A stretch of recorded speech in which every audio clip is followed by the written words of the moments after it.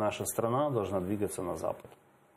Мы должны развиваться, мы должны договариваться с россиянами, мы должны искать компромиссы, но по территориальной целостности и по движению на Запад компромиссов быть не может.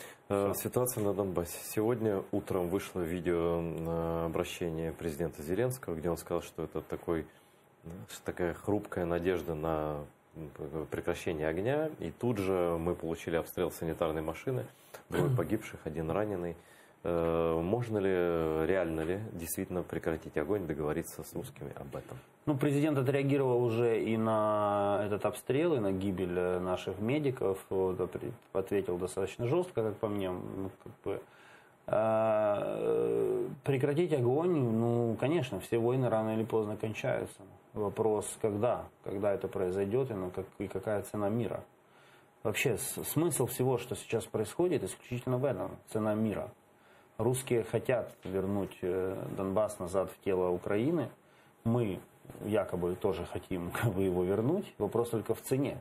В цене для нас и в цене для русских. А чего хотят русские? В каком качестве вернуть Донбасс? В качестве фактора влияния на украинскую внешнюю и внутреннюю политику. То есть им нужен Донбасс, который не просто будет там автономен, пользоваться какими-то особыми правами. Им нужен Донбасс, который будет тормозить движение Украины на Запад, если не вообще его сможет остановить. И когда я говорю движение на Запад, то есть это метафора, это такое обобщение, да, мы понимаем, о чем идет речь. Ну, да. То есть страна, не находящаяся в русском мире, в политическом русском мире, страна, внедряющая здесь цивилизованные западные нормы бизнеса, судопроизводства и отношения друг к другу людей. Вот в этом плане я имею в виду движение на Запад.